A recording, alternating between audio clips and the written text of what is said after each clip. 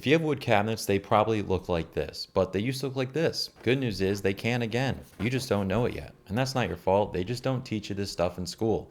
Kind of like how to pay your taxes or manage your money. But I do. So you're in good hands. Follow along and pay close attention because you don't want to miss a step. The first step in all this is choosing our color. And a lot of people struggle with this. Kind of like how I struggled opening up this container.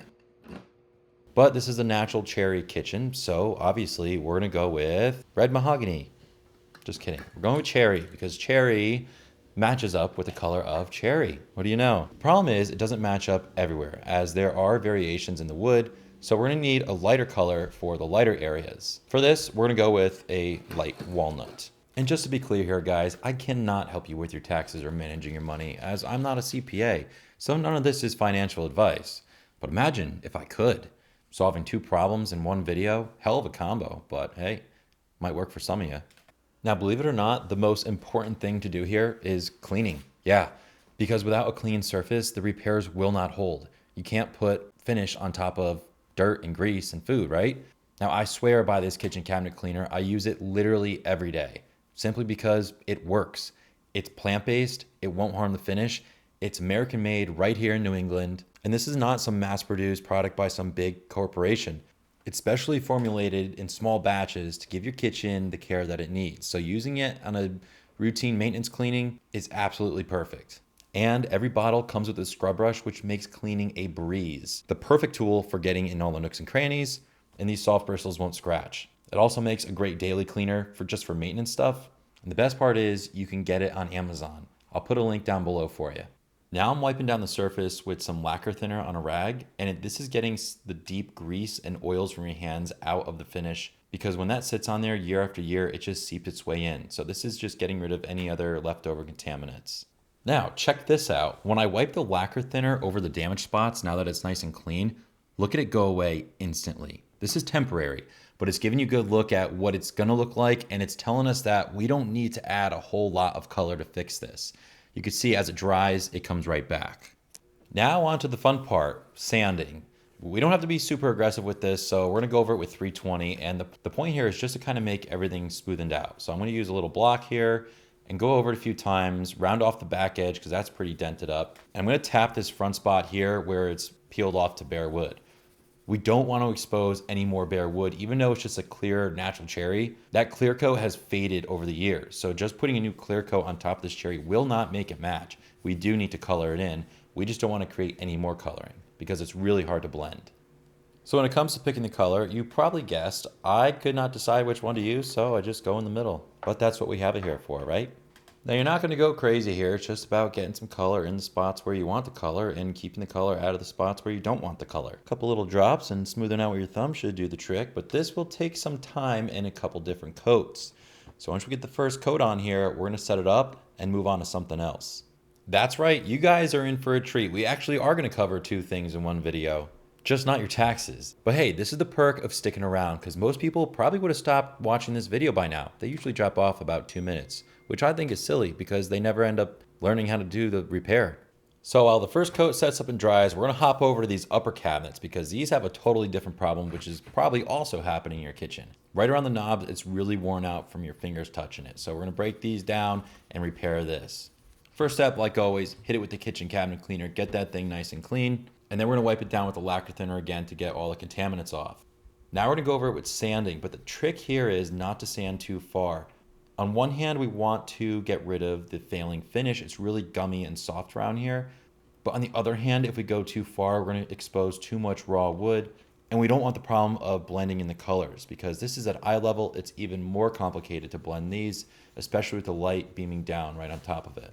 The more you F around, the more you're gonna find out. And we're not here to find out. So I got it to a point where I felt pretty comfortable with it. It's definitely clean and we definitely got a lot of the old finish off. There is some extra leftover old finish, but applying the new catalyzed lacquer clear coat will help harden up the old finish. And we're gonna do multiple coats and build it up so we have that durability. And ideally you want this as smooth as possible. You don't want to feel a lip from where, it's sanded down to the old finish. However, it's really hard to get rid of that without over sanding. And again, we don't want to expose that raw wood. So get it as smooth as you can, but 8 on the side of caution. So rather than starting with color on this one, because it's not as bad as the trash, we're gonna give it a light dusting with the clear coat.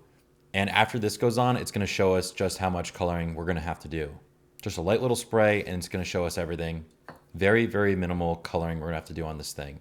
However, you can see the ridges I was talking about that you don't wanna have, but these are hard to get rid of. So you're better off just building up clear coat and sanding it down. So you spray it, let it dry, sand it. Spray it, let it dry, sand it. And that will build up a really good base. You do that several times and you'll get rid of it.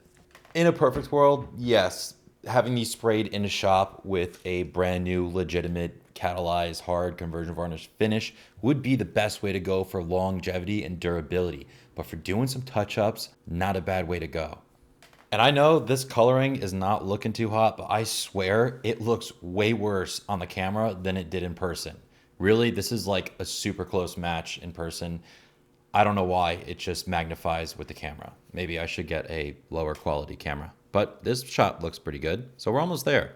And then we're just gonna build up some finish in this top bead here. This was really dried out, so we wanna make sure that's sealed. Once you get your coloring to a point where you're happy with how it looks and it's matching well, time to top coat the front of this door. And this is just going over it with the clear coat. This is gonna seal everything in and build up a good, strong finish, which will make it hold up a lot better. And this is gonna take some time. You really wanna do like 3 or 4 coats here because it does go on pretty thin. So now I'm just gonna whip through and do the remaining touch-ups for whatever else I see. The bottom of the trash door is kind of just as bad as the top. So I'm gonna make sure that's all colored in. And at the very end, I'm gonna take the clear coat and give the entire door a color. I mean, not a color, a coat, just to kind of seal everything in. This also gets rid of any marring and drip stains and scuffs and anything like that. And it's gonna make a world of difference. So this is technically done, but you can't go anywhere yet because there's one other thing I gotta show you. After I get all the touch-ups done, I like to take the colored aerosol color and give it a light dusting over the actual face of the piece. I did this to the trash too, but it's very, very light, and you have to be very careful with this because a little goes a very, very long way, and it's very easy to get away from you. I set up this little example here. Just watch. So let's say you're dusting on a coat. First coat, no big deal. But then you go back and do another coat and another coat and then more and more. And you see how well it just feathers in. You can't really tell. Now I'm gonna do an extreme example here and put a lot on so you can see what I'm talking about. But the way it looks right now just kind of blends in. The problem is when you take off your masking and when you stand 10 feet away, you really see it. And I'm gonna take a lacquer rag here and wipe off what I just did, and you're gonna really see just how dark it got. Pretty crazy, right? So you want to err on the side of caution with this because obviously a little goes a long way. The last finishing touch is just to throw on some new bumpers on all the doors, and voila, your kitchen is brand new old again. Now just got to do it to the rest of the place.